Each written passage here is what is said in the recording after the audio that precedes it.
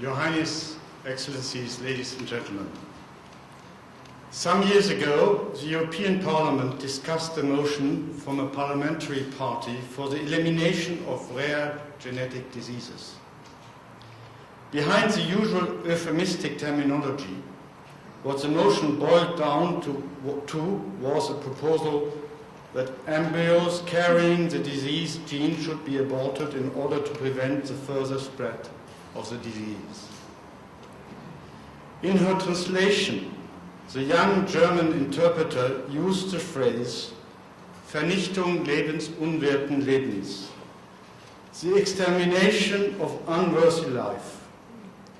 This is exactly the form of words that was used by the Nazi regime for the killing of the mentally sick.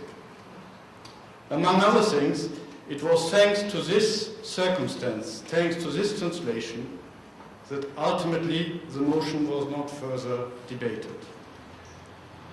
But de facto, fewer and fewer children are being born whose genetic disposition would have meant them being born with severe disabilities, because they are aborted before birth.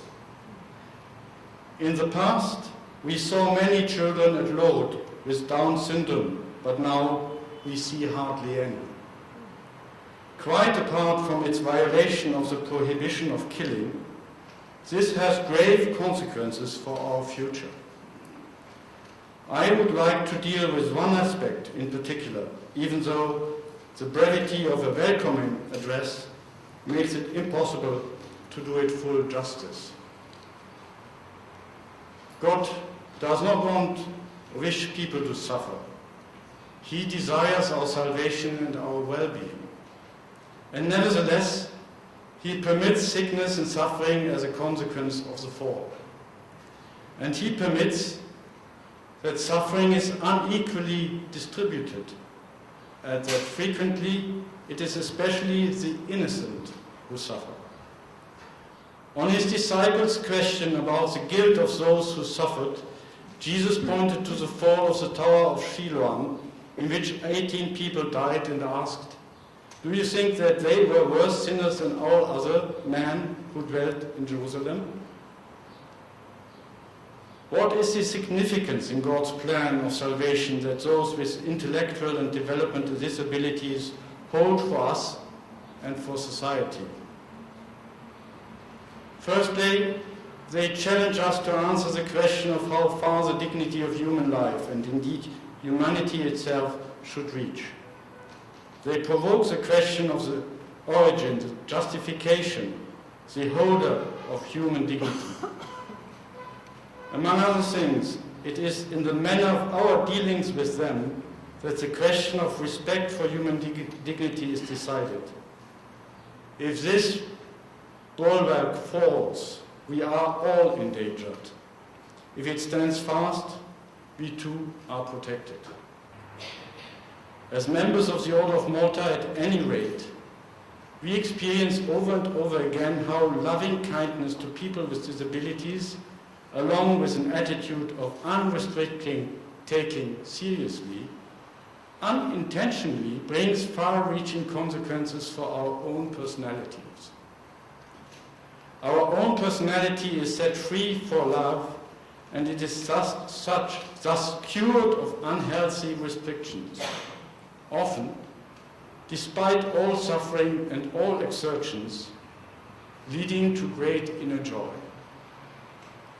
Thus, the annual pilgrimages of the Order of Malta to Lourdes with sick and disabled people have shown themselves to be a great source of renewal. For many years, holiday initiatives for young disabled people organized by young people associated with the Order of Malta have seen an increasing flow of volunteers. In these, the young people are granted experiences that permit them to really see the very special value and dignity that disabled people possess. Such an experience is not recognized or not noticed in the mainstream of society.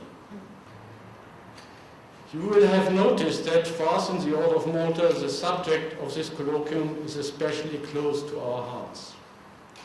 In an environment that is becoming increasingly unfriendly in many ways, people with intellectual and development disabilities and their families need more encouragement and support than in the past, so that the burdens on the family remain bearable, and so that the family is not torn apart instead of being a boon to the disabled person.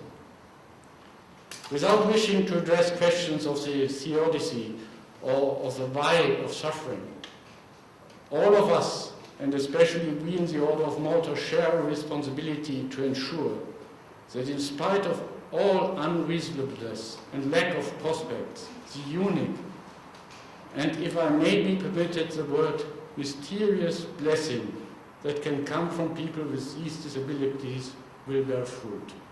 Thank you.